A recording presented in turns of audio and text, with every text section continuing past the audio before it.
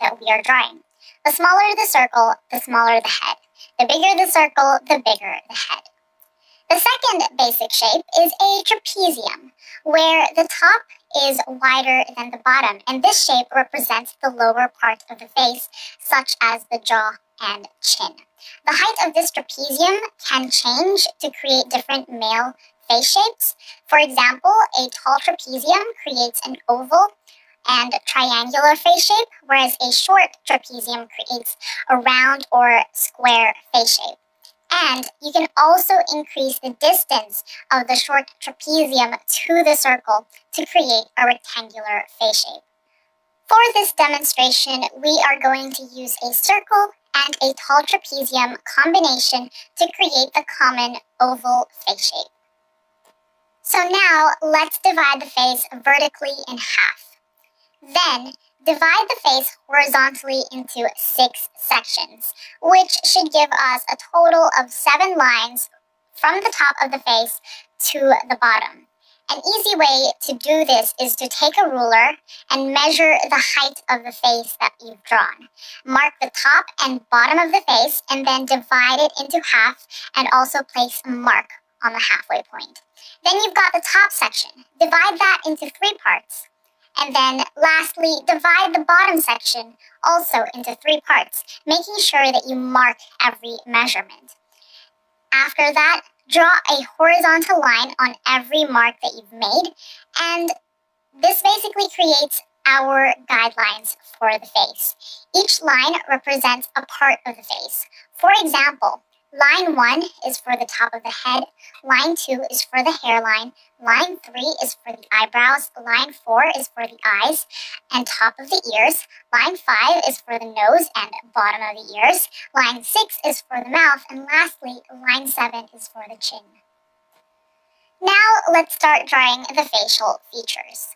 When it comes to drawing masculine eyes, I start with a boxy leaf shape, which is the only way that I can describe whatever shape it is that I'm drawing.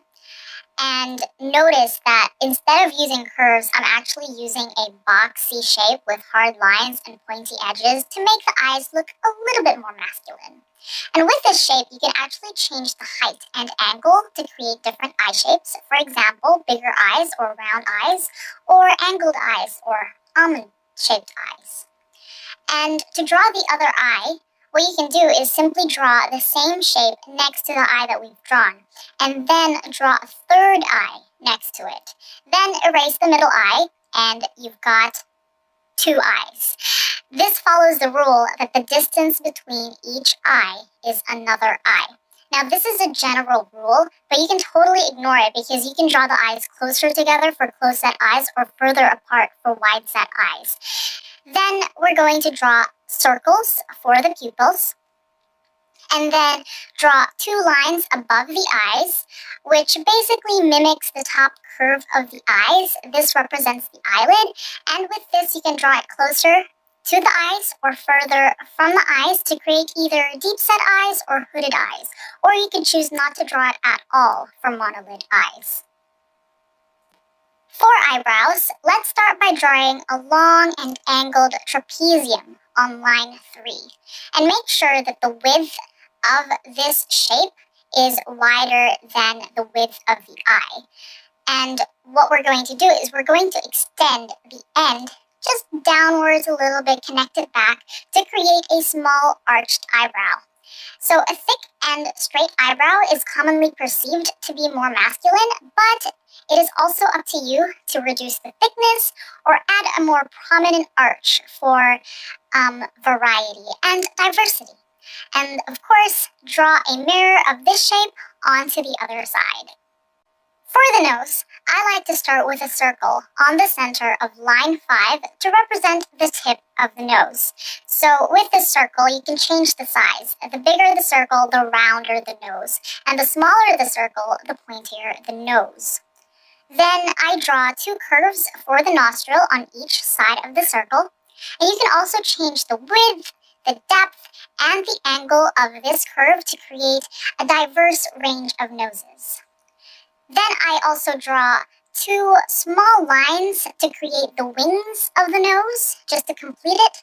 And lastly, for a masculine nose, I like to draw a fairly straight line from the eyebrows to the circle. It touches the edge of the circle, and this creates the bridge of the nose. And by actually drawing that line and adding emphasis to it shows that the bridge of the nose is quite prominent and there's some height to it. For the mouth, let's start with the shape that we used for the eye, but have a V cutout on top, and also make it wider than the eyes, because generally the mouth is wider than the width of the eye. And I also like to draw a horizontal line across the mouth to separate the upper lip and the lower lip, but you don't necessarily have to draw it as a straight line. You can add some curves to it for more details. Then with the shape, you can actually change the height to make thicker lips or thinner lips, but for a general masculine face, we can stick to fairly thin lips. And when it comes to refining these shapes or adding line art, I usually just choose to emphasize the horizontal line in the middle as well as the bottom of the mouth. For the ears, I like to start with drawing a letter C, starting from line 4 and ending on line 5. And then I draw a curve that looks like what you are seeing on screen, because I have absolutely no idea how to explain this. But this curve pretty much just simplifies the details of the ear. It only really shows us the helix, the tragus, and the earlobe. However, you are free to add more details to the ear, but for me, I feel like this is enough to represent an ear, so I leave it as simple as this. For the hairline, let's go back up to line 2 and draw a square hairline, which is perceived to be more masculine.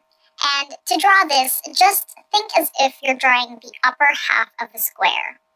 And there are actually multiple hairlines that you can draw to create different face shapes, which you can see on screen, but let's stick to a square hairline. Now that we have our facial features, it is time to go and refine our drawing. So we can trace out the trapezium that we had earlier to draw the jaw and the chin. We can also add in the neck, add in some hair and maybe some shading. And while we're doing this, keep in mind that to create a masculine face, we want to use hard lines and pointy edges, so refrain from softening any curves. For example, with the chin, I used a trapezium instead of a triangle because we wanted to square that chin off so that it's not as round as it commonly is for female faces. And some of the shapes that I also used to explain how to draw different facial features were quite boxy, angled, and rigid. So those things coming together are techniques that I use in my own art to create a more masculine aesthetic. And please note that this is not the only way to draw a male face. There are so many different methods and techniques out there. This method works for me. It might not work for you. It might work for other people, and that's totally okay. So I highly recommend that you go out there, explore, and experiment. Also, I have hinted at a few ways that you can diversify the male face, so I would highly recommend that you challenge yourself with drawing different eyes based on changing just the height or the angle or creating different nose shapes, as I've hinted in this video. So as a challenge or an exercise, if you would like to participate, you can actually draw a face based on some prompts that I have created. They will be in the description box. It is like a worksheet. You don't have to do it, but if you're looking for something that hopefully can help you out with your drawing, especially with a male face, then I recommend that you download the worksheet, try it yourself, and if you do, definitely tag me. Let me know. I would love to see it. Another tip, of course, is to use reference images for your practices. And as you use these reference images, observe and maybe use your analytical skills. And this is probably where Gabrielle's tutorial might come in handy. And that is why I highly, highly recommend it. Observing and analyzing and actually implementing that into your practice is actually one of the most useful ways to learn how to draw just about anything, and you can also apply those skills into other avenues. So observe and implement it in your drawing.